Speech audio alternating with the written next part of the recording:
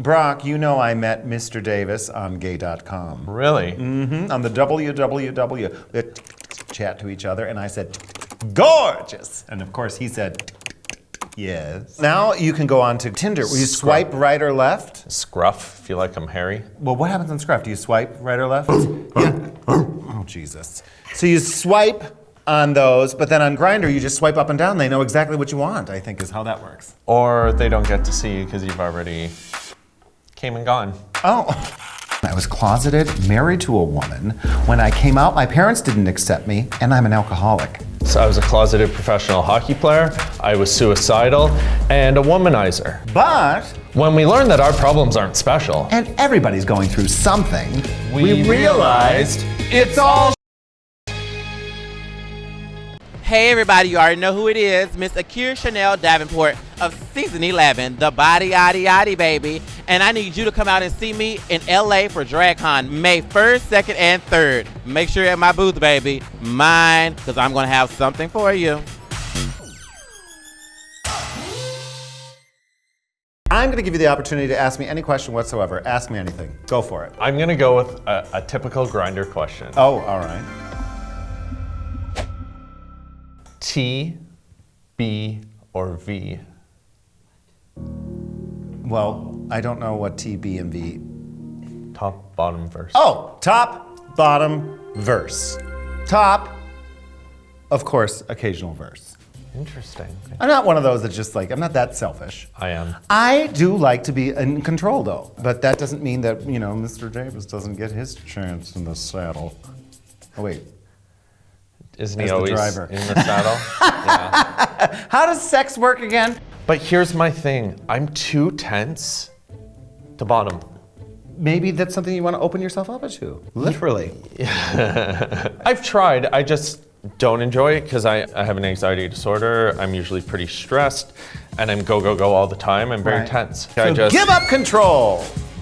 If you are open to that with your partner, it could be a whole new level of sexual freedom for you, Brock. When I started to recognize I was gay and I was starting to accept myself, I went on Gaydar. I was living in Europe and you could check any city. So I checked my hometown and I saw all these men married to women on this site. I was like, holy that's going to be me. I'm gonna have a wife, I'm going to have a family, and I'm gonna be cruising online for men in my later years. That's when I realized I need to deal with my See? And it wasn't so unique because let me tell you something. Back when I was married to my ex-wife, I realized that it was time for me to come out to her. And I did come out to her a few times, and the one time she even said to me, you're just very European, we'll deal with it. It was time for me to really, you know, take a look at that because I was not being fair to her. Of course not fair to myself, right. But it was not fair to her because, you know, she would have her, you know, little time on the side with a fella and I'd have my time on the side and then we come home. What's happening? There was no honesty there.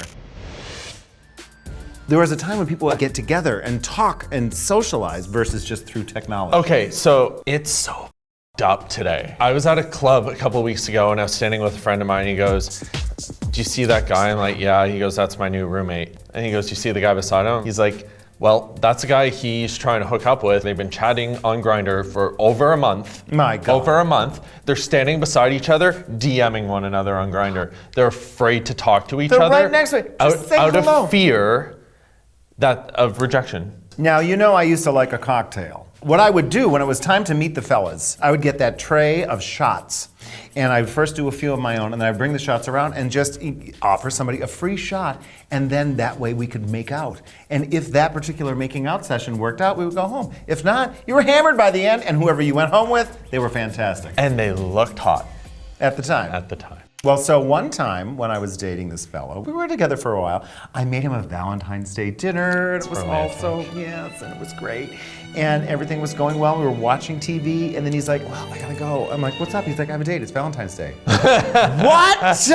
He just was going on a date with a guy. I was like, are you kidding me right now? We have been going out and dating. And then, as I got onto the stage as Mrs. Kasha Davis, who was lurking around corners all the time watching and always wondering.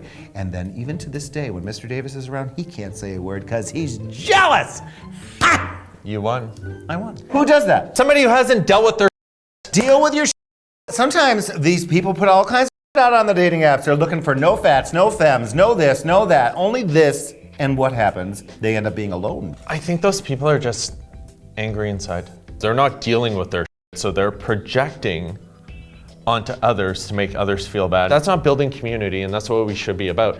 You might not have that sexual attraction or romantic attraction to somebody, but writing the no fats, no femmes is like just dismissing your community. You might find your best friend on there.